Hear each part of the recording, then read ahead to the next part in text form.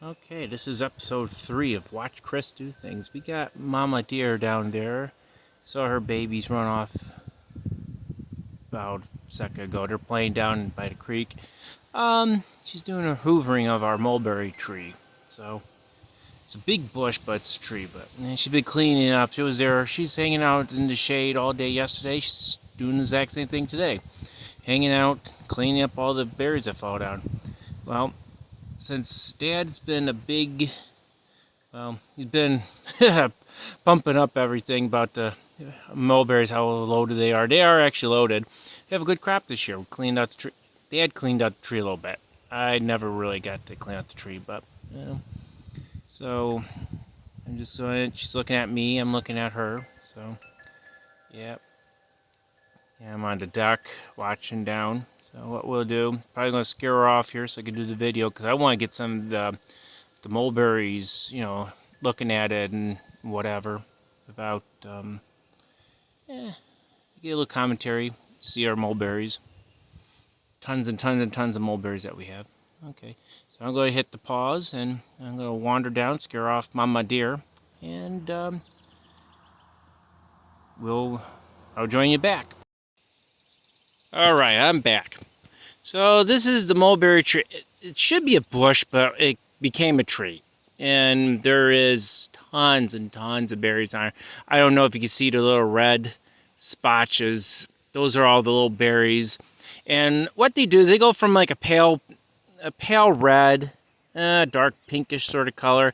They go to red, then they go to a purple, then they come in a real deep purple. That's how you know it's done, when they're ripe, so they can pick them. So what's happened is that what happens is the top of the tree always gets ripe first, and they always fall down, drop down, and they always lay on the ground and all that stuff. So critters always eat them regardless. And if we actually did we would have like 20 pounds of fruit if we actually did this all.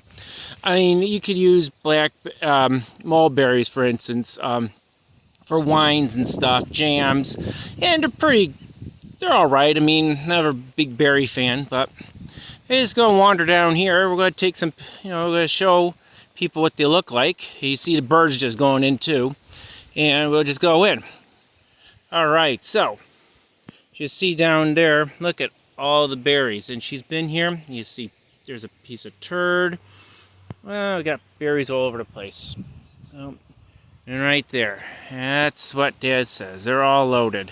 As you see, they're all dead. So they all begin pretty much like, greenish, palish, color. It's windy out here. It's warm.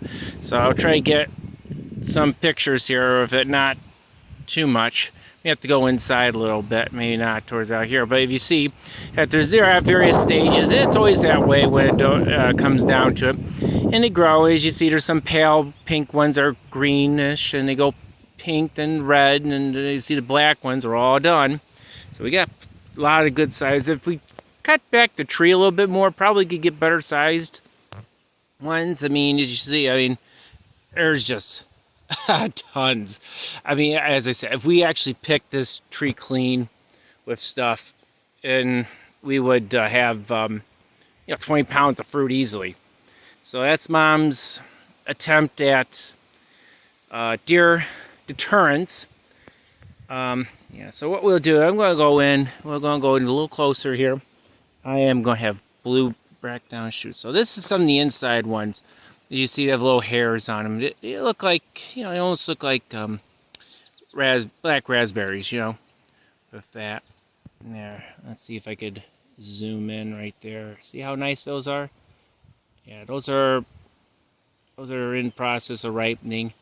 And if I go in right there, let's see, right about, zoom in out. That's just too close for the camera. Let's do this. Is that one? And you see the different phases. You got stuff that's not going to be ripe, smaller stuff. You got stuff that's intermediate and starting to, and you got one right there. That's a ripe one right about there. Try to hold the camera steady. 5-6 times zoom sometimes is not the greatest thing. So I'm back out all the way. I'm doing this on my smartphone because it actually has a better lenses and everything. I'm just washing through, make sure I don't do any of the thing. But I mean, if you just look up, I mean, there's nothing but berries on every branch. As you see too, they're a little long. I hope we don't have an ice storm, or else, man, that'd be damage all the time. But now that's how we do. So again, I mean, you could probably see if I zoom in here.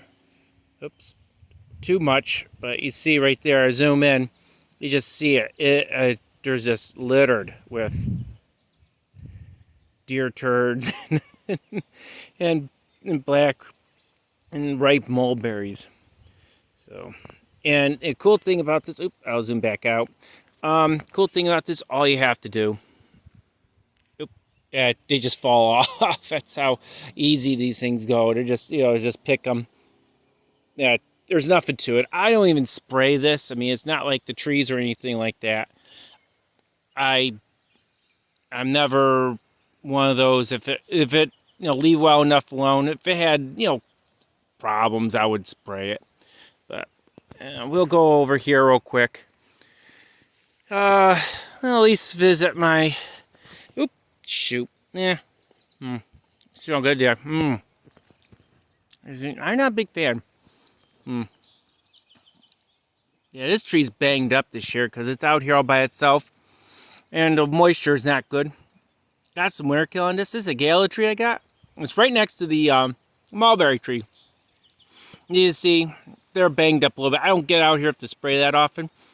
And it's been windy and rainy, so it's very hard to get the spray on trees when it's raining. You can't go beyond 10 miles an hour of wind, and when you're gusting around 15 to 20, you just wear it after a while. So that's just, this tree's so beat up.